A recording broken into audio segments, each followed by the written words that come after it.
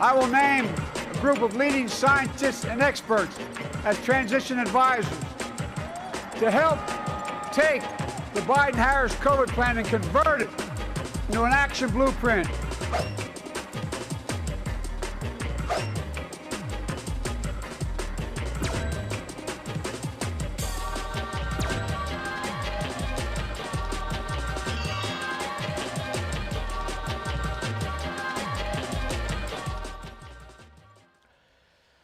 조 바이든 당선인 미국 대통령 당선인으로 결정이 되면서 다양한 분야에서 변화가 예상되고 있습니다. 지난 4년간 트럼프 행정부가 추진한 정책을 뒤집는 데 주력할 것으로 보이는데요. 한반도 정세는 어떤 영향을 미칠지도 주목되고 있습니다. 나이트 포커스, 오늘은 신범철 한국국가전략연구원 외교안보센터장, 또 우정엽 세종연구소 연구위원 두 분 모셨습니다. 안녕하십니까? 안녕하세요. 안녕하십니까? 자, 우선 조 바이든 당선인 정권 인수 절차에 속도를 내고 있는데 오늘 공개 일정 없이 코로나19 대응책 마련에 몰두한 것으로 알려지고 있습니다. 관련 발언 듣고 오시죠. Folks, our work begins with getting COVID under control. We cannot repair the economy, restore our vitality, or relish life's most precious moments until we get it under control. I will name a group of leading scientists and experts as transition advisors to help take the Biden-Harris COVID plan and convert it into an action blueprint that will start on January the 20th, 2021.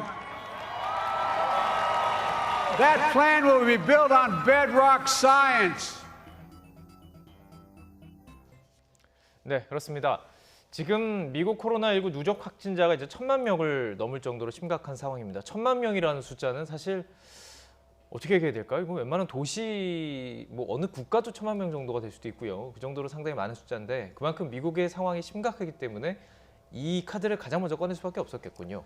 지금 미국의 하루 사망자가 아마 우리나라의 전체 사망자 수보다도 지금 많은 상황이 되었고요. 세계의 코로나로 인한 사망자 수의 3분의 1 이상을 이미 미국에서 나오고 있는 상황입니다. 네. 그리고 이제 올해 선거가 이제 트럼프 대통령에 대한 찬반, 그리고 트럼프 대통령이 이 코로나에 얼마나 잘 대응을 했는가 하는 문제로 이제 이루어졌고, 바이든 당선인은 선거 과정 내내 트럼프 대통령이 코로나에 대해서 얼마나 미숙하게 대응했는가 하는 점을 공격을 해왔습니다. 네. 그렇기 때문에 바이든 당선인에게도 이제 부담이 될 것이, 본인이 이제 집권을 했을 경우 얼마나 빨리 이 코로나를 이제 잠재울 수 있느냐 하는 문제인데요. 선거 기간 내내 이제 트럼프 대통령이 바이든 후보를 공격한 것은 바이든 당선인이 경제를 이제 봉쇄하면서 네. 이제 코로나 바이러스에 대한 어떤 조정을 할 것이다라고 했는데, 예. 또 거기에 대해서 경제가 봉쇄되면은 많은 시민들의 생활이 어려워지기 때문에 예. 바이든 당선인은 그때 자기는 경제는 봉쇄하지 않겠다, 뭐 이런 이야기를 했었습니다. 예. 그리고 이제 미국 정부 구조의 특성상 과연 연방 정부가 손에 들고 행할 수 있는 수단이 이제 뭔가가 있나 하는 부분인데요. 예. 물론 여러 가지 지침을 내릴 수가 있지만 이 코로나 방역에 관한 직접적인 행동을 이제 그다음에 지방정부 차원에서 할 수 그렇죠. 있기 때문에 예. 바이든 후보 당선인으로서는 지금 상당히 이제 부담을 가질 수밖에 없는 것이죠. 예. 그리고 이제 미국 경제의 반등이라는 것이 코로나가 어느 정도 좀 통제가 되어야 하는 상황이기 때문에 예. 그렇기 때문에 지금 바이든 당선인으로서는 이 문제를 이제 가장 우선적인 해결책으로, 본인은 이제 트럼프 대통령과 다르게 할 수 있다라는 점을 보여주기 위해서 노력하는 것으로 생각할 수 있습니다. 그렇습니다. 사실 코로나19를 막기 위해서는 가장 좋은 방법은 사람들을 만나지 않게 하는 방법이죠. 근데 이게 경제에 주는 타격이 너무 크기 때문에 두 마리 토끼를 다 잡기는 어렵습니다. 그런 의미일까요? 지금 녹취를 들어보면 전문가들, 과학자들 이런 단어를 썼습니다. 과학을 통해서 하겠다. 그러니까 뭔가 막겠다라는 얘기는 아니에요. 다른 제3의 방법들이 있는지 모르겠네요. 사실은 묘수는 존재하지 않죠. 그렇지만 미국 내 너무나도 확산되어 있는 코로나를 잡기 위해서 결국 정치적 판단이 아니라 과학자들을 중용하고, 또 과학자들이 정말로 코로나19를 어떻게 대응할 것인가 대응책을 수립하게 하고, 또 다른 각도에서는 백신을 조기에 개발해서 네. 이렇게 배포할 수 있게 그렇게 준비를 하겠다. 예. 앞서 우 박사님께서 좋은 지적을 해주셨는데, 미국은 연방제 국가이기 때문에 연방 정부에서 줄을 마음대로 통제할 수가 없어요. 그렇죠. 이런 코로나19 관리하는 것. 그래서 뭐 지금 나오는 대안 같은 것들이 연방 건물에서 마스크 착용을 의무화하겠다. 뭐 이렇게 연방 차원의 일을 하고 주 차원은 결국 주지사들과 협조를 하기 때문에 주지사들과 이제 화상 회의를 하겠다. 이런 방식으로 설득을 하려고 할 텐데 네. 또 미국은 개인의 자유를 존중하는 나라이기 때문에 그런 마스크 강제 착용이나 이런 부분에서 이견이 있을 수 있고 예. 그럼에도 불구하고 지금 바이든 행정부의 리더십이 처음 이제 테스트가 될 것이기 때문에 예. 아무튼 잘 준비해서 코로나 확산 방지를 위해서 다양한 노력을 경유할 것으로 보입니다. 예.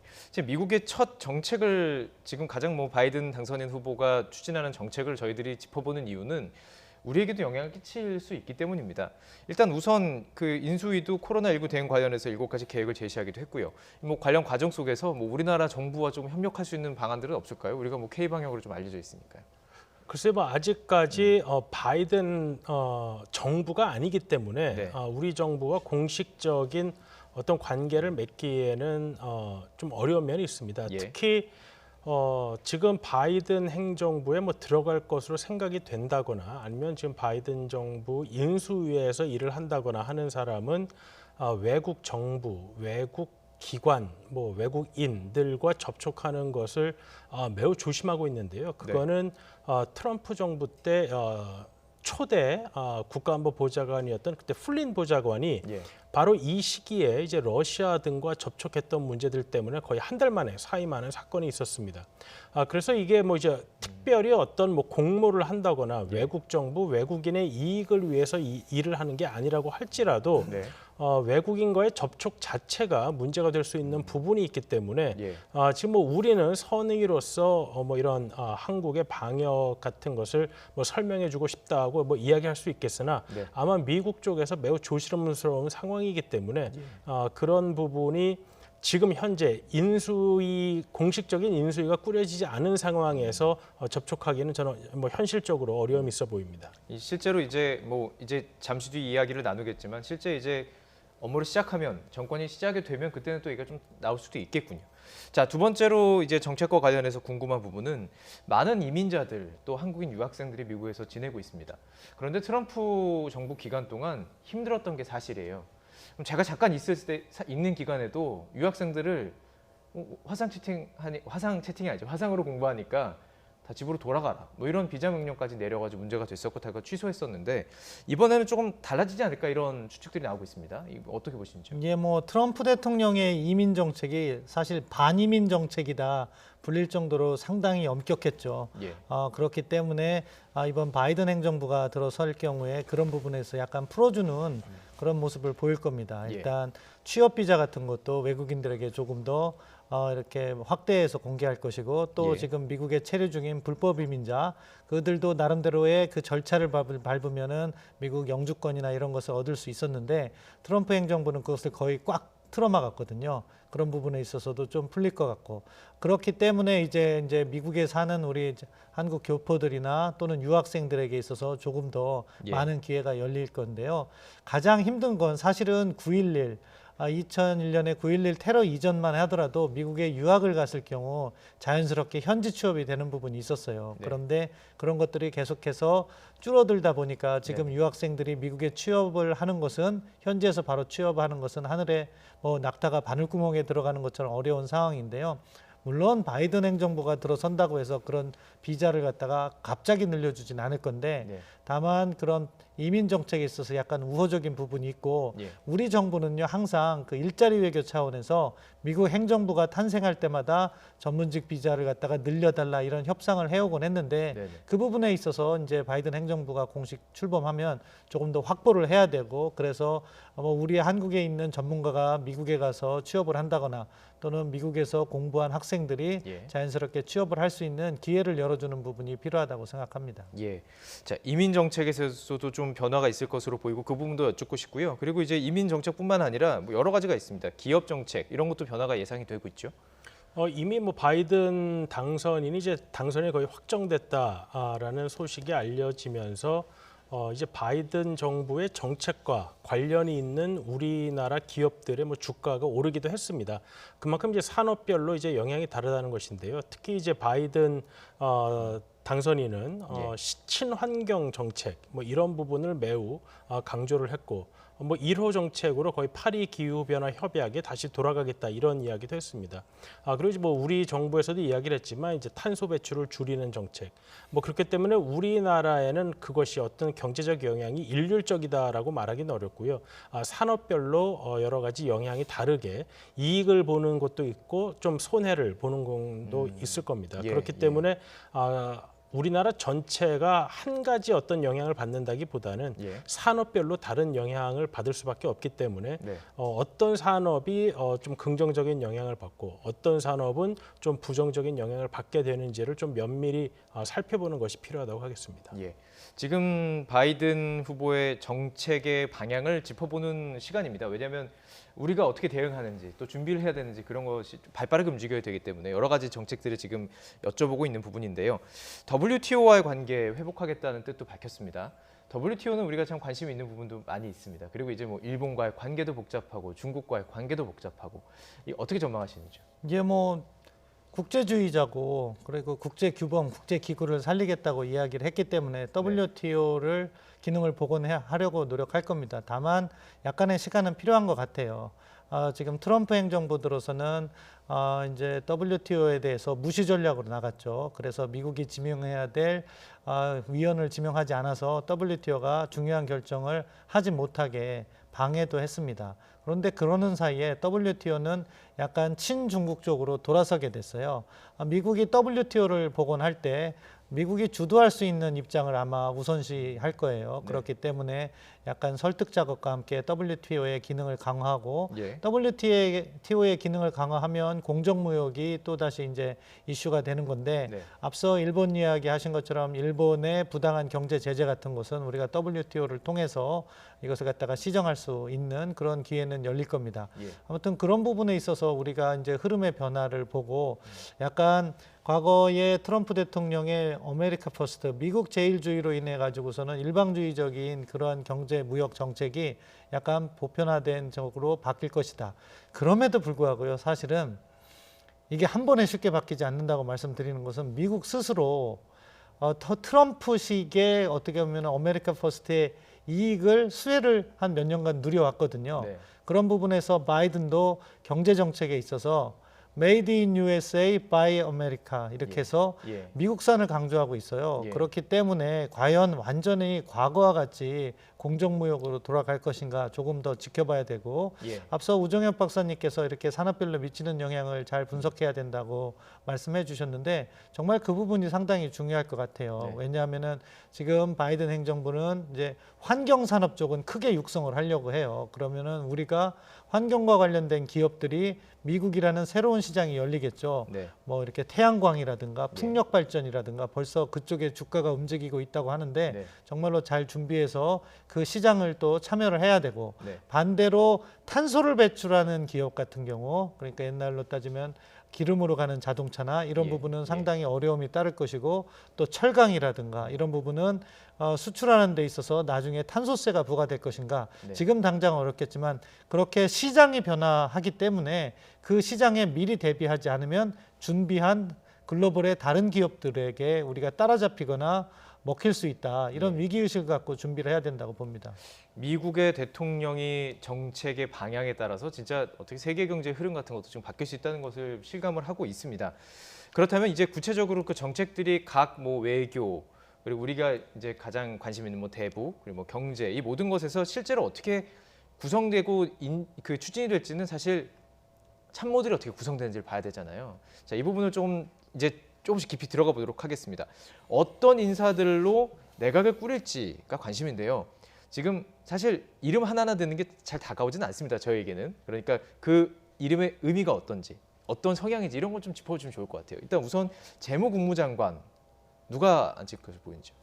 지금 사실 그 부분에 있어서 먼저 좀 한번 제가 말씀드리고 싶은 부분은 지금 이제 조지아주에서 상원의원 선거가 아직 마무리가 안 됐습니다. 조지아주에서 지금 2석, 그러니까 원래 정규 선거에서 1명, 그다음에 보궐 선거에서 1명을 뽑도록 되어 있는데 네. 둘 다 50%를 과반수를 넘는 후보가 없었기 때문에 지금 이제 보궐 선거, 아까 재선거를 이제 최종 결선을 치르게 되어 있는데요. 예. 이게 어떤 의미냐 하면 만약에 그 2석을 민주당이 가져가게 되면 50대 50이 되게 됩니다. 예. 그럼 이제 민주당 부통령이 그 캐스팅 보트를 네. 지게 되기 때문에 50대 50이지만 민주당이 상원의 다수당 취급을 받게 되는 것이죠. 예. 그렇게 되면 상원의 의사결정에 있어서 민주당이 상당히 유리한 위치에 올라가게 됩니다. 네. 근데 만약에 조지아주에서 한 석을 얻거나 아니면 민주당이 2석을 다 가져가지 못하는 경우에는 네. 공화당이 계속해서 한 다수당을 유지하게 되는 것이죠. 예. 그럼 지금 우리가 어떤 뭐 친환경 정책이나 이런 것을 이야기하고 있는데 민주당의 대통령이 국내 정책을 추진하기 위해서는 이제 입법화라는 게 필요한데 그렇죠. 예. 그런 부분에 있어서 상당한 저항이 있을 수 있게 됩니다. 특히 이제 올해 선거를 보게 되면 예. 대통령은 지금 민주당의 바이든 후보가 대통령으로 이제 당선이 되었지만 네. 상원이나 하원 선거에 있어서는 예상보다 훨씬 공화당이 선전을 했습니다. 네. 그건 뭐냐 하면은 미국의 많은 국민들이 트럼프 대통령은 좀 별로고 그래서 민주당 대통령을 뽑았지만 그렇다고 민주당이 이야기하는 것과 같은 경제 정책, 세금 정책, 환경 정책을 전폭적으로 지원할 것이냐라는 예. 부분에 있어서는 그게 아니었다는 것이죠. 예. 그렇기 때문에 이제 지금 바이든 당선인으로서는 아마 1월 달에 이 상원의원 선거가 어떻게 되느냐가 예. 자기의 정부의 국정 기조를 정하는데 아마 가장 큰 어떻게 보면 가늠자가 될 수가 있습니다. 네네. 그거로 인해서 이제 인선도 좀 달라질 수가 있는 것이고요. 네. 본인이 얼마만큼 민주당이 생각하는 진보적인 어젠다를 추진할 수 있는지 예. 아니면 좀 더 타협을 하고 타협을 할 수 인사를 있는 안 칠 인사를 수도 뽑아야 있고요. 되는지. 예. 네? 공화당 인사를 안 칠 수도 뭐 있는 지금 뭐 국방장관이나 뭐 국무장관에는 심지어 그런 이야기도 사실 나오고 있는 상황입니다. 예. 왜냐하면 이번에 바이든 후보가 지금 7,500만 표를 넘는 뭐 예. 역대 최다 득표의 당선인이 됐지만 트럼프 대통령은 7,100만 표가 넘어서 역대 최다 득표 낙선자가 됐습니다. 그러니까 지금 미국의 어떤 당선인도 트럼프 대통령만큼 표를 받은 사람이 없는 거거든요. 예. 예. 그만큼 이제 공화당 입장에서 보면 야 이번에 코로나 때문에 트럼프 대통령이 지긴 했는데 네. 만약에 이거 코로나가 없었으면 트럼프 대통령이 됐을 수도 있겠다. 그러면은 이 추세가 이어지면 2024년엔 우리가 할 만하겠다라는 생각을 하게 되면 예. 바이든 정부의 정책에 전혀 협조를 안 할 가능성도 높아지는 거죠. 그렇군요. 예. 그렇기 때문에 지금 뭐 장관으로 이제 뭐 엘리자베스 워렌도 나오고 네. 뭐 이런 이야기가 나오지만은 예. 과연 그 상원의원 한 석을 빼서 장관을 놓고 재선거를 치러야 되는 이러한 과정을 겪게 될까 하는 것은 예. 지금 아마 바이든 정부가 지금 나오는 이름과 상관없이 아마 그 부분에 있어서는 큰 고민을 아마 하고 있을 것 같습니다. 왜냐하면 트럼프 대통령에 대한 지지가 너무 강했기 때문이죠. 예, 그렇군요.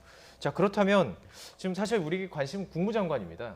국무장관이 이제 북핵과의 협상 파트너로 움직일 상황이 있고 이제 얘기를 나눠가겠지만 발음업, 그러니까 그 실무자들끼리 이제 계속 이야기를 나누다 보면은 이제 국무장관이 만나잖아요. 그리고 이제 대통령 정상끼리 만나게 되기 때문에 관심이 가는 것인데 그렇다면 국무장관 자리도 지금 말씀해 주신 우 박사님께서 뭐 분석해 주신 대로라면 지금 나오는 하마평대로 가지 않을 가능성도 꽤 높겠군요. 예, 뭐 초기에 이름이 나온다고 해서 되는 법은 없고요. 아마 선거 캠프에서 기여를 한 사람들의 이름이 나오는 것 같아요. 예. 그렇지만 정말로 이제 상원 인준 과정이라는 것이 있기 때문에 그것을 보아가면서 민주당의 스펙트럼에서 공화당의 지지가 필요한 사람들은 약간 중도 성향의 인사들을 기용할 테고 그렇지 않을 경우에는 완전히 민주당이 앞서 우 박사가 이야기한 대로 장악을 했다면은 보다 자기들의 색채를 강하게 밀어붙일 사람을 하겠죠. 지금 화면에 나오는 사람들은 일반적으로 이렇게 지명하는 사람들인데요. 예. 일단 이렇게 먼저 말씀을 드릴게요. 바이든 이제 당선인 입장에서는 누구를 가장 먼저 지명하느냐? 보통 일반적인 경우에 뭐 이제 인수위를 제외하고는요. 네. 자기의 비서실장을 항상 먼저 지명을 해요. 그렇죠. 그래서 비서진이 구성되고 안보보좌관이라든가 또는 경제보좌관 이렇게 구성을 합니다. 그 다음에 이제 내각 캐비넷 멤버를 하는데 거기에서 이제 우리가 관심이 있는 국무장관, 국방장관. 사실 뭐 미국 내에서는 재무장관의 힘이 가장 세다고 볼 수 그렇죠. 있는데 예. 그렇지만 우리에게는 거기는 한 발 떨어진 문제고 하니까 네. 먼저 국무장관 쪽으로 이야기를 하면 아까 화면에도 나왔는데 토니 블링컨이 저는 유력한 후보 중에 한 명이라고 블링컨. 봅니다. 예. 왜냐하면은 오바마 행정부 당시에 국무부 부장관을 했고 또 나름대로 역량이 뛰어나서 트럼프 행정부 기간에도 민주당의 목소리를 대변하는 역할을 많이 했습니다. 네. 그렇기 때문에 만약에 국무장관에 임명하지 않으면 국가안보보좌관에 들어갈 가능성이 높은 유력 인사라고 봅니다. 국방장관 쪽에는 이번에는 여성이 올 가능성이 있다고 봐요. 여성이 올 수 있다. 저기 화면에서도 미셸 플로노이가 나오는데 예. 미셸 플로노이 같은 경우에는 사실은 상당히 지적인 인물이에요. 네. 미국의 신안보연구소를 만들어서 운영도 했고 또 오바마 정부 때 국방부의 정책차관도 했고 아마 국방 쪽을 그 누구보다도 잘 아는 그런 인물이고 예. 그렇기 때문에 뭐 태미 워딕스 상원의원이라고 나오는데 이라크 전쟁 참전만으로 국방장관을 한다기보다는 커리어나 역량상으로 미셸 플로노이가 개인적으로 더 유력하지 않을까 싶은데 예. 아무튼 그 두 인사들의 특징을 보면 과거 오바마 정부에서 업무를 했기 때문에 네. 한반도 문제를 다 잘하는 인사들이에요. 잘한다. 예, 그 누구보다도 잘할 겁니다. 그렇기 때문에 우리 예. 정부가 합리적인 대안을 가지고 협상을 한다면은 미국과 공조하는데 별다른 문제가 없을 것이다. 예. 오히려 트럼프 때 임명된 그 인사들이 사실은 한반도 문제를 잘 몰랐던 인사들이죠. 그럼에도 불구하고 여러 이렇게 한미 동맹이 워낙 기반이 튼튼하다 보니까 네. 누가 들어오더라도 한 1, 2년의 시간이 지나면 완전히 공조 체제를 가동할 수 있는 네. 그런 동맹이라고 보는데 이번 바이든 행정부에서 누가 국무장관이 되든 누가 국방장관이 되든 그런 협조 체계, 미측의 한반도에 대한 이해는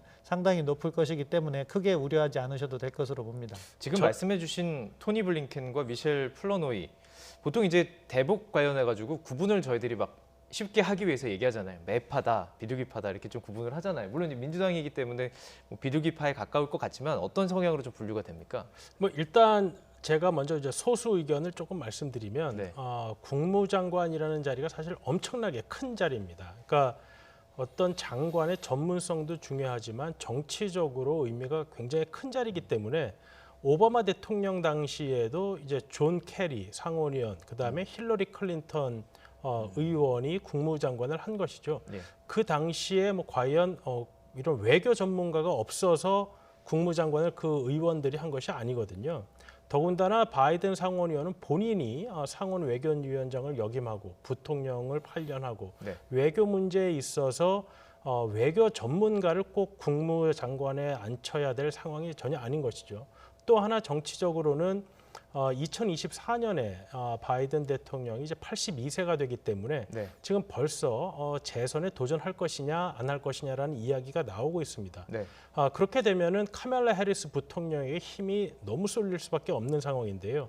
그 자리를 미국 공직에서 견제할 수 있을 만한 자리는 사실 국무장관밖에 없는 것이죠.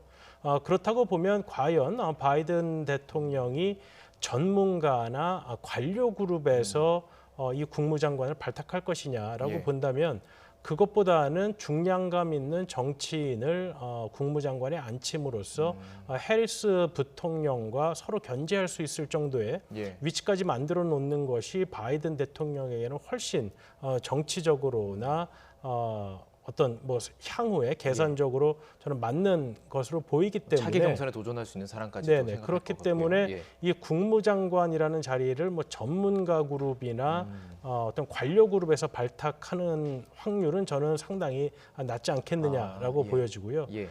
그에 반해서 이제 국방부 장관이라는 것은 너무도 기술적인 자리가 됩니다. 그렇기 때문에 이거는 이제 뭐 정치인이 보통 가는 자리가 아니고 정치인이 가더라도 군 경험이 많거나 아니면 국방위를 오래 했거나 이 네. 분야에 지식이 굉장히 많은 엄청나게 방대한 조직을 다루는 것이기 때문에 장관 본인이 조직에 대해서 알고 있는 사람들이 보통 국방부 장관으로 가고 있습니다. 예. 그렇기 때문에 선수가 낮은 의원이 갈 수 있는 자리가 아닌 것이죠. 뭐 이런 국방부 장관은.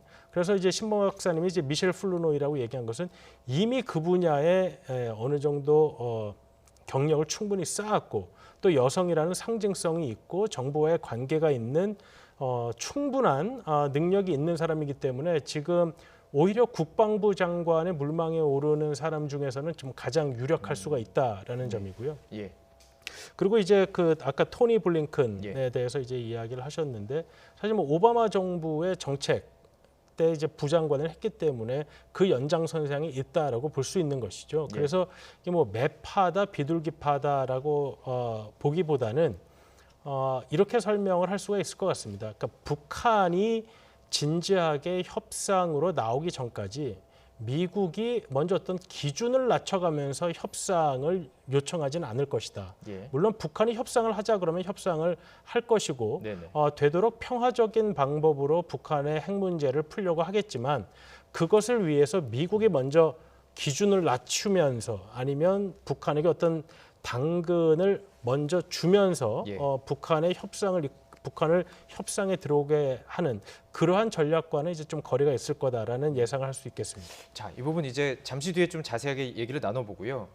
그렇다면 우리 정부, 우리 측에서는 어떻게 바이든 당선인의 그 정책, 특히 대북 정책과 관련해서 접근할지 저희 먼저 그 문재인 대통령의 녹취를 듣고 이야기를 계속 나눠가도록 하겠습니다. 함께 들으시죠. 바이든 후보의 당선을 우리 국민과 함께 축하합니다. 바이든 대통령 당선인과 해리스 부통령 당선인이 미국을 통합시키고 성공하는 정부를 이끌어 나가길 기원합니다. 새로운 행정부를 준비하는 바이든 당선인과 주요 인사들과도 다방면으로 소통해 나가겠습니다. 우리 정부는 한반도 평화 프로세스를 흔들림 없이 추진한다는 확고한 의지를 가지고 있습니다.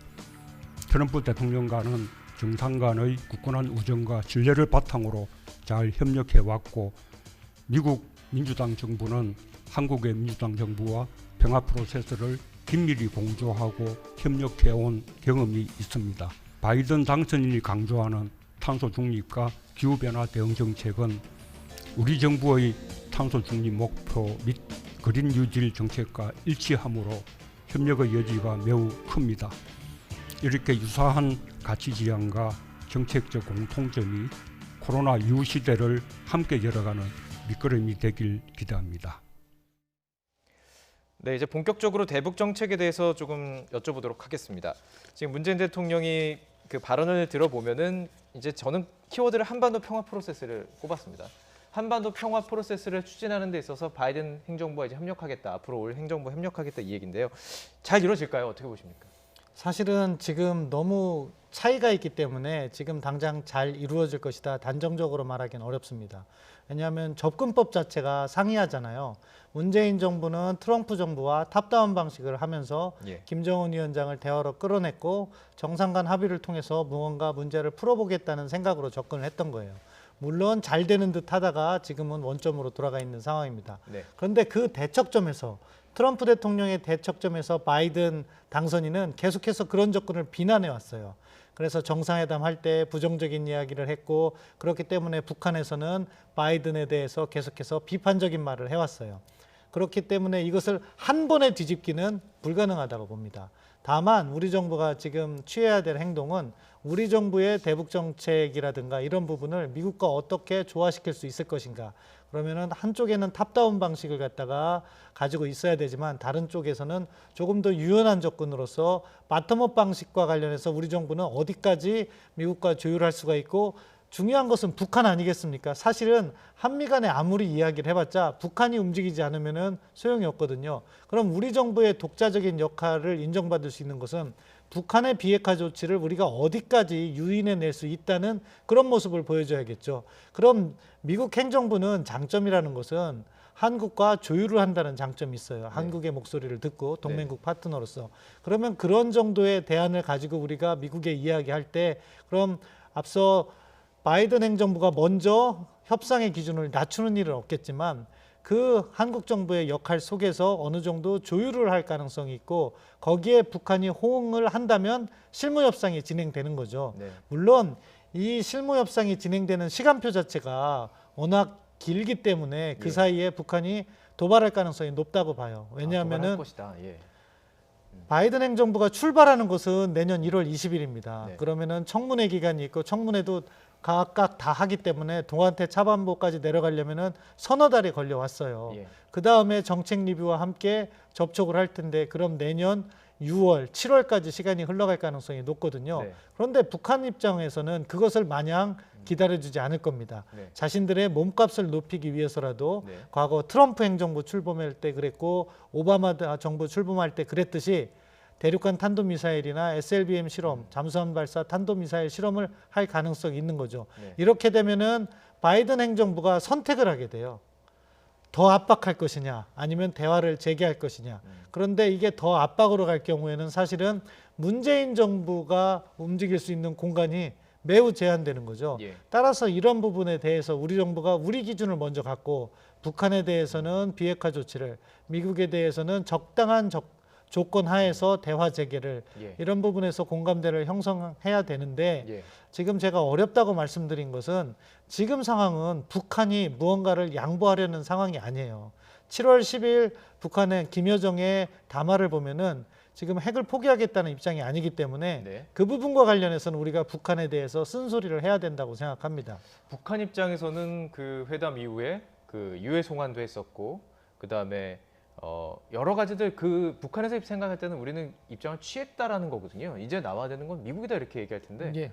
그렇다면은 거의 그 대화가 이루어지기 인식차 어려운 때문에 대화가 지금 잘 되지 않은 거죠. 예. 북한 입장에서는 유해도 송환했고 동창리 미사일 시설도 부분 파기했고 그랬잖아요. 예. 풍계리 핵시설은 전파했고 예. 그렇기 때문에 자신들은 비핵화 조치를 했다고 이야기하는 거고 미국은 그것은 별로 의미 없는 조치였다. 그리고 정상회담을 가짐으로써 북한에 외교적 권위를 부여했기 때문에 그로 인해서 북중 관계도 개선되고 김정은 위원장의 위상이 높아졌기 때문에 나름대로 미국도 베풀 것은 베풀었다고 생각하는 거예요. 예. 그러니까 동상이몽처럼 양측의 입장이 다르다는 거죠. 네. 이때 우리가 이야기를 해야 된다는 거예요. 추가적인 비핵화 조치를 해야 된다는 거고 미국은 도발로 가는 것보단 대화를 하는 게 낫다. 네. 그런 입장을 잘 설명을 해야 되는데 예. 근본적인 접점이 마련되기 위해서는 시간이 조금 더 걸릴 것이다. 저는 그렇게 봅니다.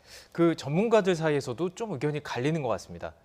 바이든 지금 당선인이 외교의 전문가기도 하고 이란과 쿠바 문제를 해결한 이력이 있다. 그리고 그 관계를 풀어나가는 상황 속에서 단계별로 했다는 거예요.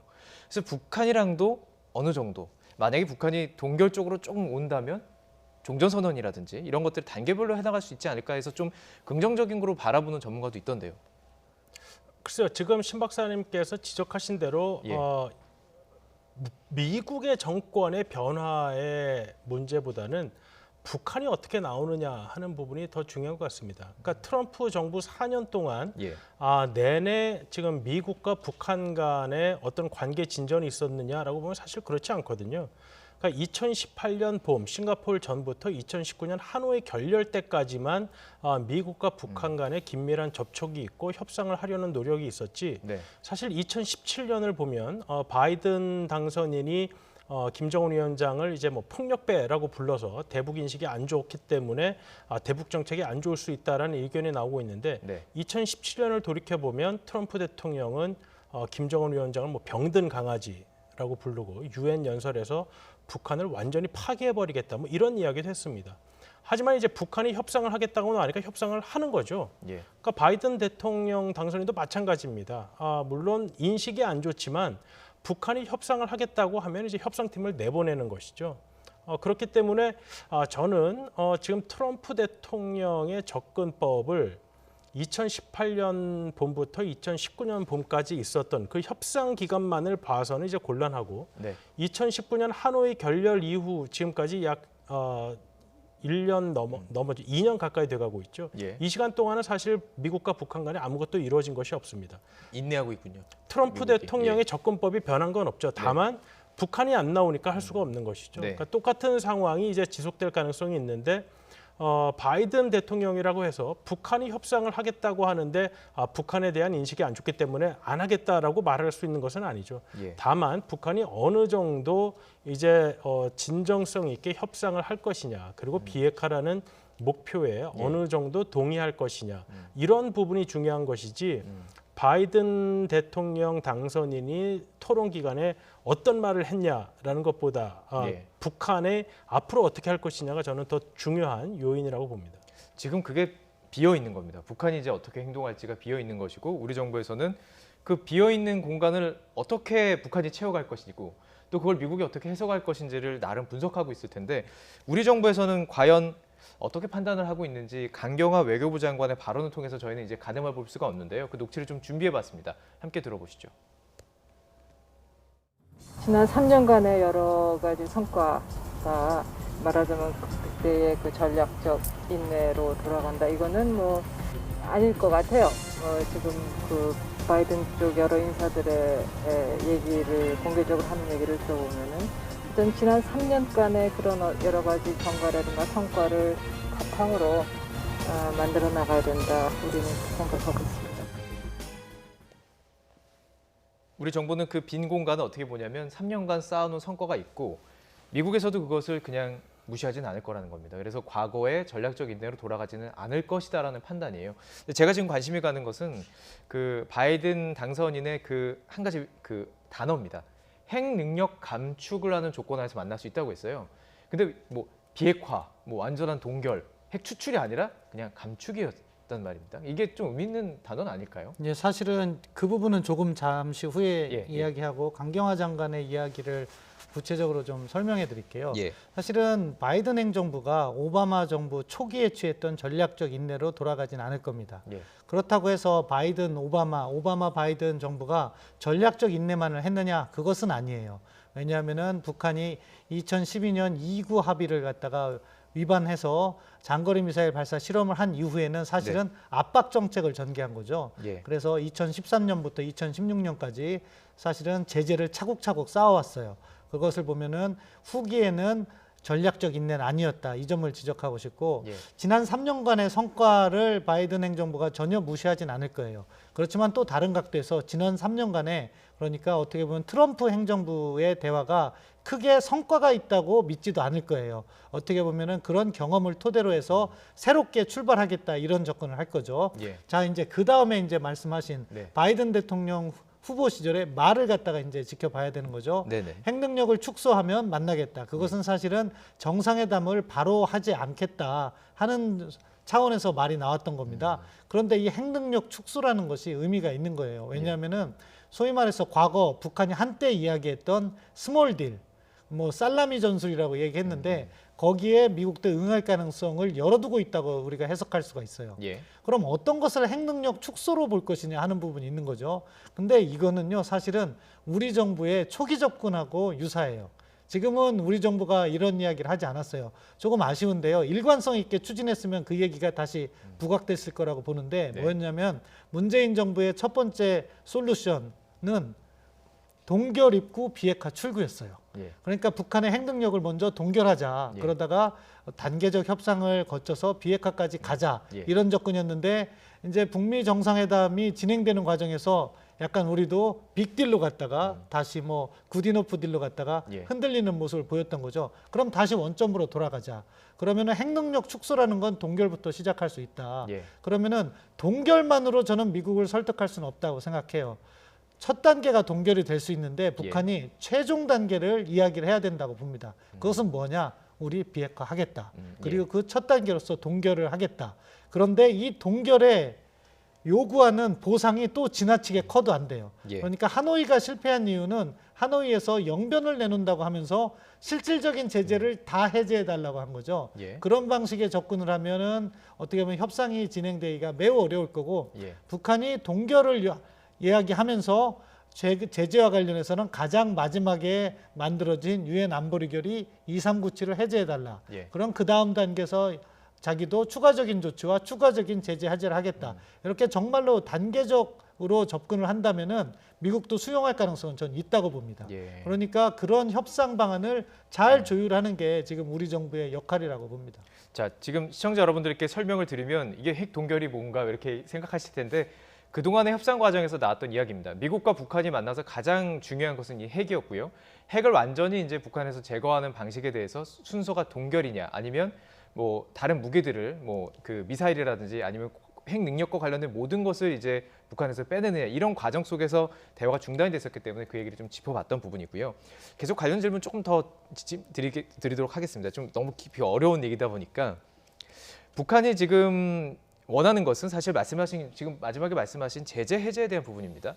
지금 말씀하신 대로 만약에 그 상원 의원이 공화당으로 메꿔지게 된다면 만약에 바이든 후보가 대통령이 돼서도 행정명령이라든지 이런 것들을 통해서 제재를 좀 풀 수는 있겠지만 상원의 도움 없이는 이게 불가능한 거 아닌가요? 가능한가요? 어떻습니까? 지금 미국 국내 법적으로 되어 있는 문제는 미국 법으로 되어 있는 미국의 단독 제재는 미국 정부가 예. 미국 의회에 이 제재를 풀 만한 근거가 무엇인지를 설명을 해야 됩니다. 예. 만약에 그 근거가 설명이 되지 않으면 제재를 풀 수가 없는 것이죠. 예. 그거는 공화당이 다수당이건 민주당이 다수당이 되건 그건 뭐 상관이 없는 법적인 기속 사유가 되고 있습니다. 네, 그렇기 네. 때문에 미국 정부가 이제 유엔 차원의 제재 말고 미국의 단독 제재, 법으로 입법화된 단독 제재의 경우에는 그 제재를 풀 근거가 뭔지를 설명해야지 의회에서 풀 수 있는 것이지 네. 어떤 가능성 때문에 풀 수 있다라는 정도로는 아마 설명이 되기가 힘들 것 같습니다. 아, 그렇군요. 자, 뭐 한 질문만 더 관련 질문 더 드리겠습니다. 북한은 그럼 지금 조용해요. 과거에는 되게 신속하게 발언이 나온 적도 있었는데 어떻게 지금 판단하십니까? 알 수는 없지만 추측하시기로는 북한이 조용하다는 건 그만큼 고민을 하고 있다는 거라고 봅니다. 고민하고 있다. 사실은 북한은 트럼프 대통령이 당선되기를 바랬을 거예요. 예. 북한 김여정의 7월 10일 담화라든가 예. 북한이 미국 대선 과정에서 ICBM 실험을 하지 않았던 것 그런 건 역시 트럼프 대통령에게 유리한 환경을 조성해 줬다고 보거든요. 그런데 결국 미국 국민의 선택은 바이든 대통령이 된 거죠. 그런데 가장 큰 문제는 앞서 말씀드린 것처럼 김정은 위원장은 탑다운 방식을 희망해요. 왜냐하면은 일단 김정은 위원장이 국제사회 지도자로서 부각될 수 있잖아요. 근데 실무 협상을 한다 보면 그거는 기간도 길어질 뿐더러 김정은 위원장이 정상회담으로 나오기까지 북한의 실질적인 비핵화가 아마 몇 단계는 요구받을 거고 그걸 해야 될 거예요. 네. 그러니까 북한으로서는 약간 손해보는 거래라는 인식을 할 가능성이 있어요. 예. 그리고 또한 지금 앞서 우리가 첫 출발, 이 프로그램의 첫 출발에서 논의한 게 예. 뭐 미국의 경제라든가 코로나19 상황이잖아요. 바이든 행정부는 지금 사실 국내 문제가 훨씬 더 큰 문제지 네. 북한 문제는 사실 따지고 보면 국내의 여러 가지 경제 문제, 코로나 문제, 인종 문제와 통합 문제, 그 다음에 대외 정책과 관련해서는 중국 문제가 있을 거고 또 이란 핵합의 복원하는 문제가 있을 거고 예. 그 정도와 병행해서 북한 문제를 갖다가 바라볼 거란 말이에요. 우선순위가 어떻게 보면은 저 아래에 있는 거죠. 그렇기 때문에 그걸 어떻게 끌어올릴 것이냐 여기에서 또 과거 패턴대로 도발을 할 가능성도 있는 거고 예. 그러한 셈법을 지금 하고 있을 거라고 봅니다. 북한은. 그리고 그 판단이 쓰기까지는 바이든 대통령에 대한 비난도 자제할 것이고 또 미국에 대한 기대 발언도 하지 않을 거라고 봐요. 걱정되는 게 내년 3월에 사실 한미 연합훈련이 있잖아요. 이 시기가 좀 저는 개인적으로는 좀 우려가 됩니다. 그렇죠. 북한이 도발을 할 때도 예. 그냥 하진 않아요. 명분이 있어야 하는 거죠. 그런데 바이든 행정부가 출발해서 북한 문제를 갖다가 계속 관심을 두지 않는다. 네. 자기들의 입장이 관철되기 어렵다 판단하면 한미연합군사훈련을 핑계로 해서 자기들이 자의적 차원에서 그러니까 방어적 차원에서 예. 미사일 실험을 했다. 이런 명분을 삼아서 발사할 가능성이 있다고 봅니다. 근데 지금 이제 새 행정부가 들어서게 되면 뭐 장관 임명이나 아니면 동아태 차관부 임명이나 뭐 이런 부분에 시간이 걸리기 때문에 대북 정책이 늦어질 수밖에 없지 않느냐라는 의견이 이제 많이 나오기도 하는데요. 네. 근데 이제 2018년에 싱가포르 회담 전의 상황을 보면 꼭 그렇지만은 않다는 것도 알 수가 있습니다.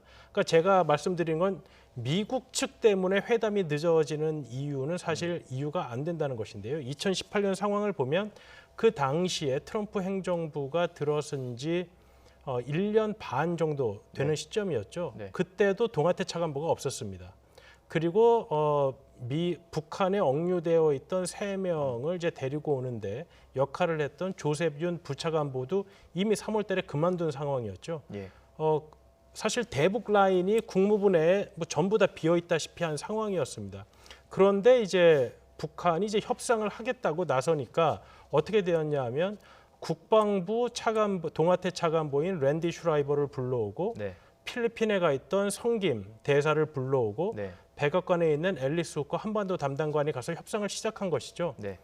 북한이 협상을 하겠다고만 하면 미국에서는 협상팀에 불러넣을 수 있는 사람들이 뭐 많이 있습니다. 예. 그러니까 트럼프 대통령 때처럼 많은 외교안보 전문가들이 난 저기 가서 일하지 않겠다라고 했을 때도 그만한 인재들이 있었는데 예.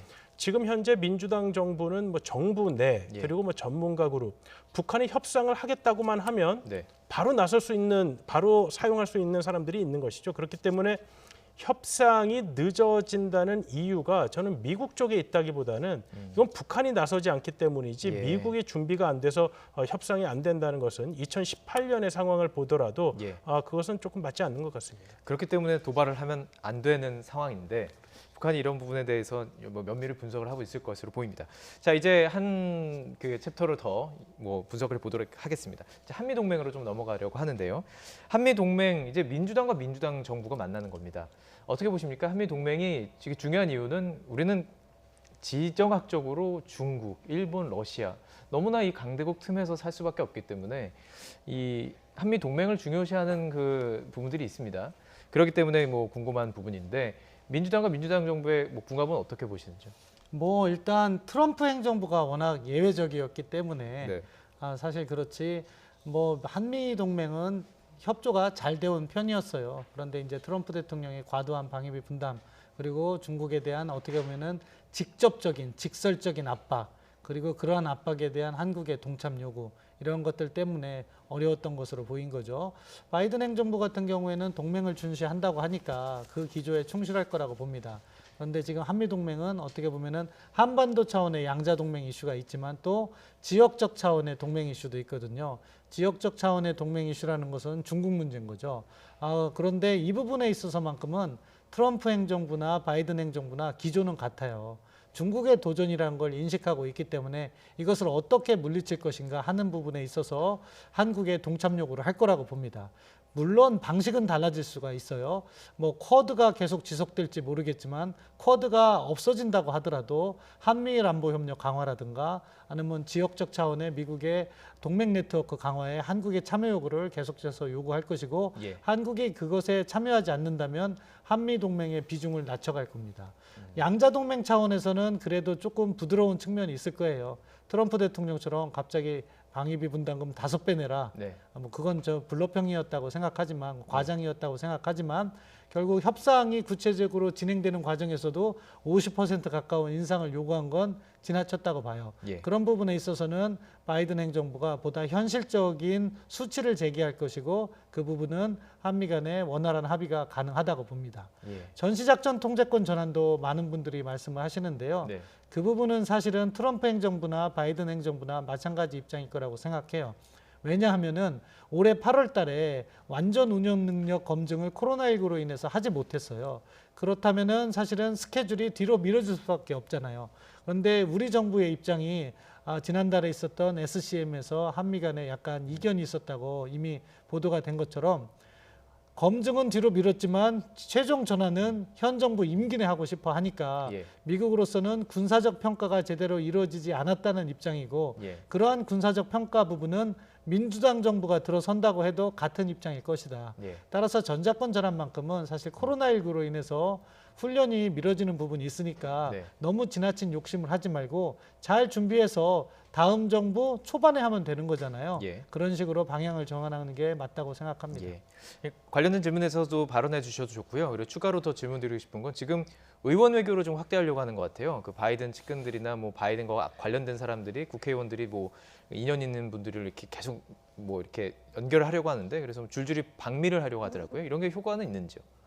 글쎄 뭐 어느 정도 효과를 거둘 수 있을지 모르겠지만 미국의 민주당 의원들이 어떤 말을 할지는 좀 미리 알 수 있을 것 같습니다. 네. 2019년에 미국의 이제 민주당 상원의원이 이제 한국을 방문했을 때 예. 우리 국회의원들과 이제 면담을 가졌는데 총 45분 정도의 면담 기간 동안 그 미국 민주당 상원의원들이 우리 국회의원들에게 물었던 것은 중국을 위협으로 인식하는 것을 한국이 공유하느냐 하는 문제였습니다.